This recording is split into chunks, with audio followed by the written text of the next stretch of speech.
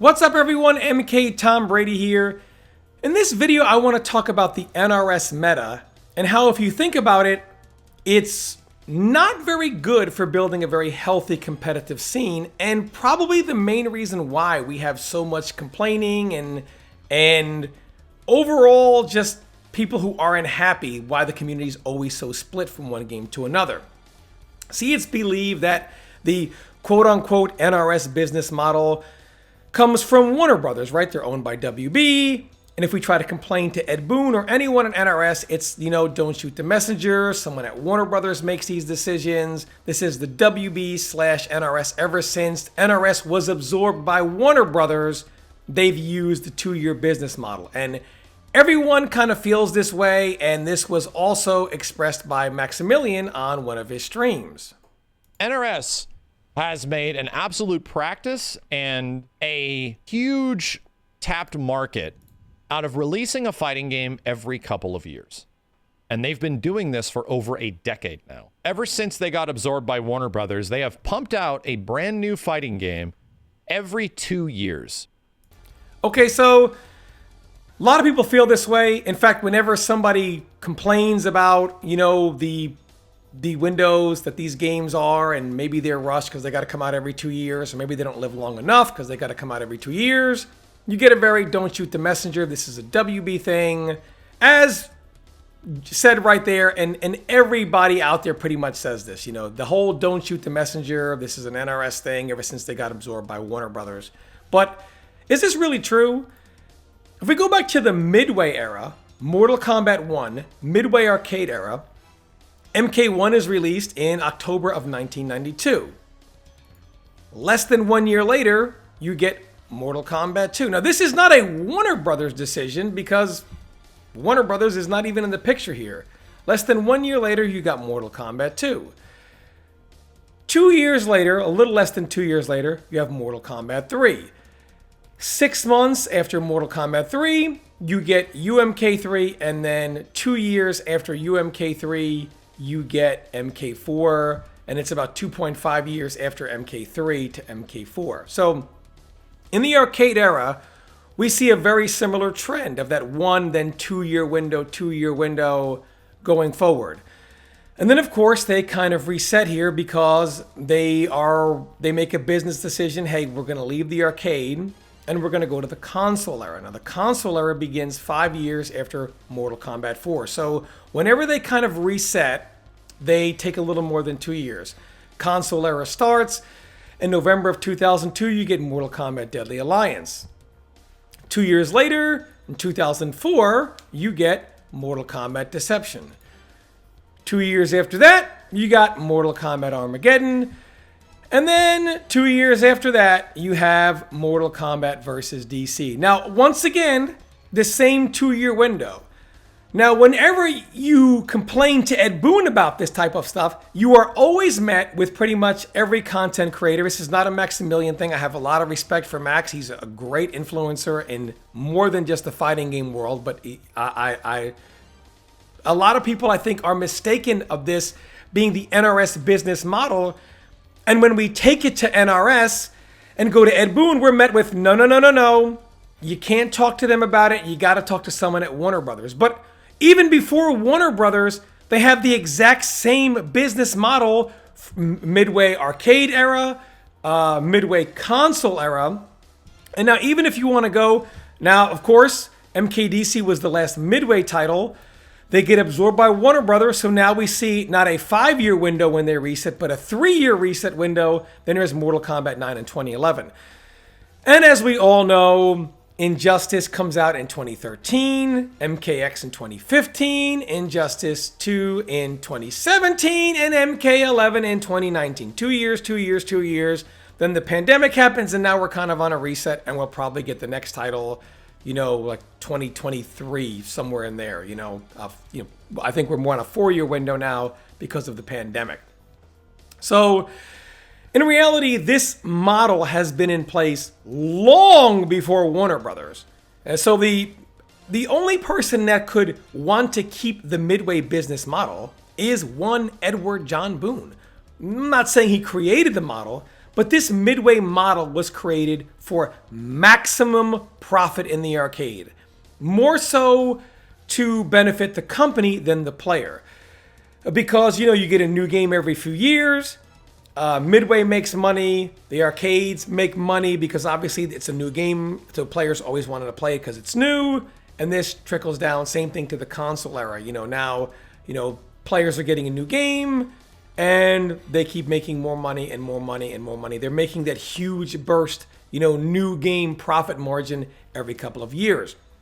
So they took the arcade business model and transferred it over to the console, whether it's Midway or Warner Brothers, and they kept their communication model from the arcade, unfortunately, and brought it to the model that we have now on the console.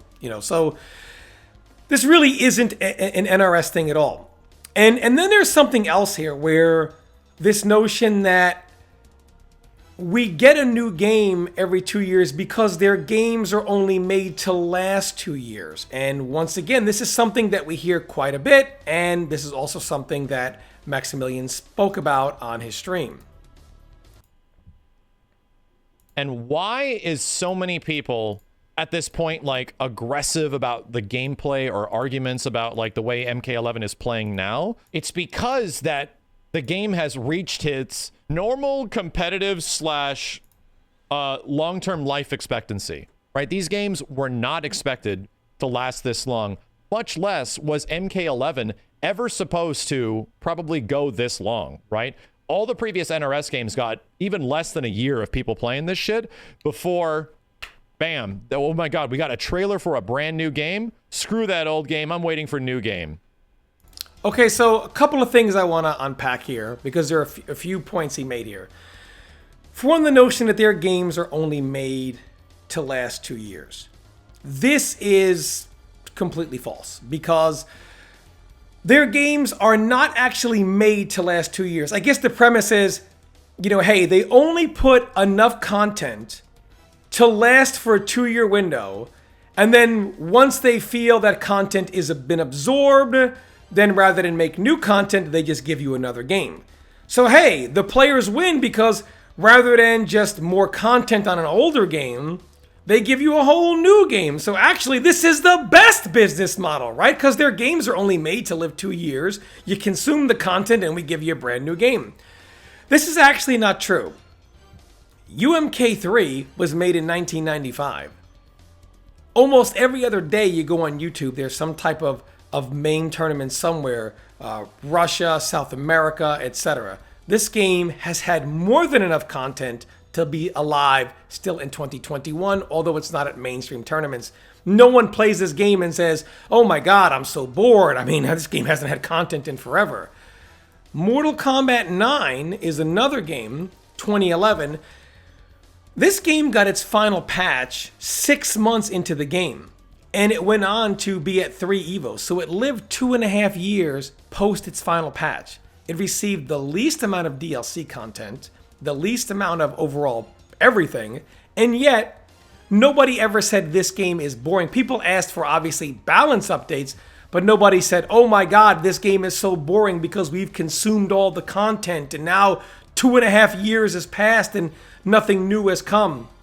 So this notion that they only put in just enough content to last a 2-year window, and then they move on. This really isn't true. A lot of their games have enough content to live 2 years, 3 years, 4 years, 5 years. It just doesn't get a chance to do that.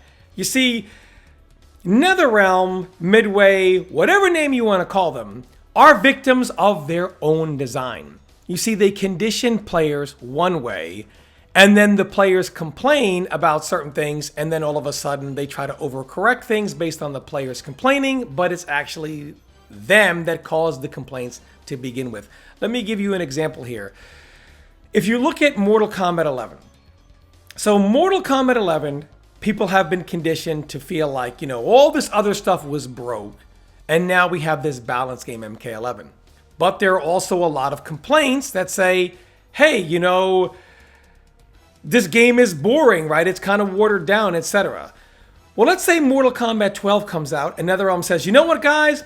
You said it was boring and lacked creativity, character individuality, etc. Well, now we're going to take the cuffs off. Well, think about all the new players, not just that came in with MK11, but that are going to come in the next 2 years and the years to come with the next title. Well, when they go back to MK, like a lot of them, if they go to MKX, all they say is broken, broken, broken.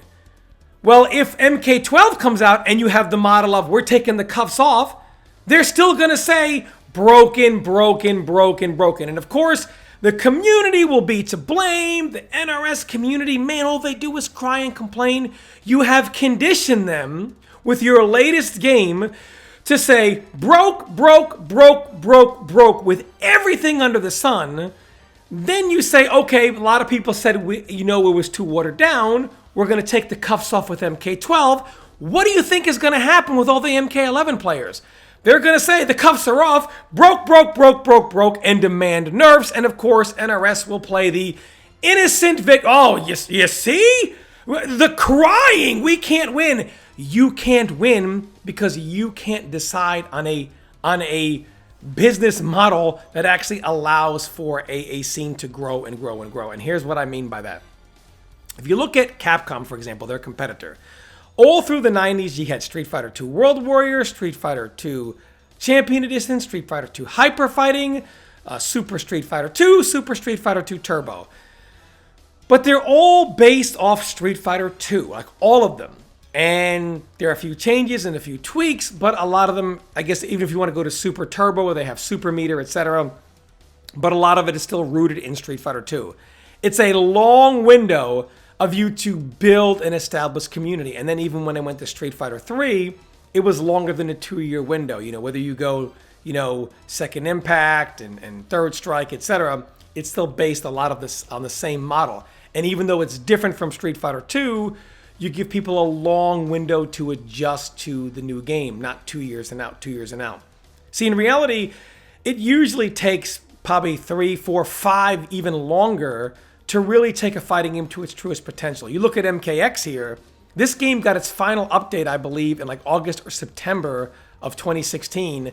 And then a month or two later, trailers for Injustice 2, and then Injustice 2 Beta, Injustice 2 is out. It never really had a tournament scene in its final version of the game. And the way the game is played today is a little different from how it was played all those years ago, just because when you have 5 years with the same meta and it never changes, people can take the game farther in 5 years than they can a few months with the final version of the game, or even 2 years. See, in MKX, the meta changed every couple of months. Even myself, people say, Tom, why do you think you're a better player now? Because now not only do I have years of experience in the engine overall, but the meta has been the same for the last 5 years. And now whatever I come up with is not going to change. It can be tweaked and can be adjusted, etc.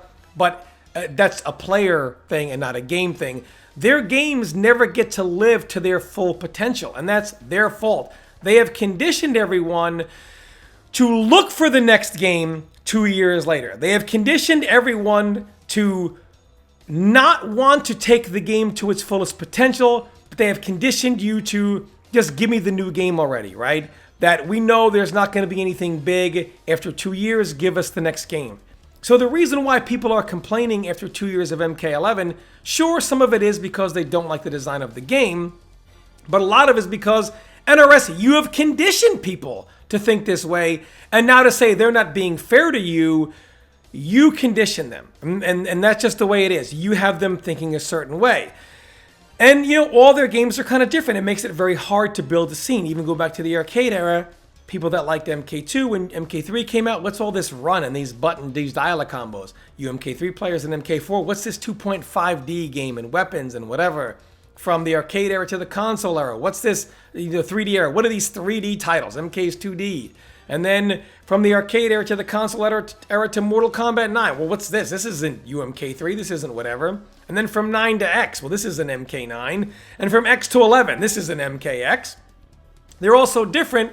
You lose such a large portion of your community, and the new people actually begin to resent the old way to play. So you make it very difficult because you're basically always scrapping a large portion of your current audience for, hey, the next audience. And this is great for profits for your, and the MK scene does grow, but it grows much slower because you're losing so many people. Even though you're getting so many new in, you're losing a huge chunk. And people are conditioned to like certain things. MKX players like the aggression, they like the run. MK11 players like the more slower pace, they like the not over the top aspect of it. Well, now you have a large part of your community, some that, half of them, if not more, that want the over the top, and half of them, if not a little bit less, that don't want the over the top. Well, what do you do for the next game? You can't do something in the middle because it's going to be a problem. And this is what I mean by conditioning people. They don't cry about these nerfs and these buffs going forward because, oh, they're just not happy. They complain about them because you're now conditioning people to say broke about everything. So that when you take the cuffs off, broke, and the ungrateful community that you just can't please them. It's not really the players that are to blame. This is how NRS conditions you. No matter how you're conditioned, PS4 go in NRS mode, boys. No matter how you're conditioned, at the end of the day, that's what you're going to feel like. If you feed somebody steak every day for 2 years, 3 years, and then give them nothing but peanut butter and jelly sandwiches, there's nothing wrong with the PBJ. A good PBJ is okay once in a while. But if you're used to eating filet mignon and shrimp, then you're going to complain about, what, this is the PBJ? And then 2 years later, you go back to giving them steak. Even though it's steak, it's like, well, I haven't digested steak in 2 years. My stomach's a little upset. You might go back to the PBJs. Even though there's nothing wrong, period, with those foods, the bottom line is people get accustomed to a certain thing, and then when you switch it up, not so much. And maybe that's a bad example, but at the end of the day, not only do their games never live to their full potential, as their lifespan ends way too soon, and the game never, ever actually gets to where it's supposed to be. The players never actually level up to where they're supposed to be. Players are cut way too soon. The games are cut off way too soon. The next game comes out way too soon, is in a more rushed state because of how soon it comes out. And then as soon as maybe everything finally gets settled in and it gets to that more completed state, before we get used to it and can kind of really evolve that meta, the next game comes out. And it's hard to build the scene the way we want to. It's hard to have people accustomed to this is the way things are and lessen the complaining the way that business model is. In reality, the NRS business model is great for their profit, but it's terrible for building the community, terrible for minimizing the complaining from one game to the next, and it's actually bad for the tournament scene because it's always out with the old and with the new. And instead of, hey, supporting a current game, like maybe releasing skins, etc., and using that for like pot for a longer Pro Series, nope, new Pro Series. And now here we are, no Pro Series for the next 2 years, no support for the next 2 years, and MK11. The great upside with MK11, the only upside I take from this is, at least finally for once, for the first time ever, an NRS game is actually going to get its meta go all the way to completion. So for all those people out there who've always said, well, Capcom is whatever, and NRS if this, if that, it's actually not true. Capcom, still their model is to make money. NRS's competitors are still out there to make money, but it's also there to make money for them and benefit the competitive scene so it can grow. And this is why you don't see as much complaining in other games as you do NRS games. Hopefully that will change sometime soon. Who knows? But you guys be the judge. Let me know what you guys think. As always, thanks so much for watching. I love all the support. I appreciate all the support from each and every one of you. Thanks for watching, and stay tuned for more content.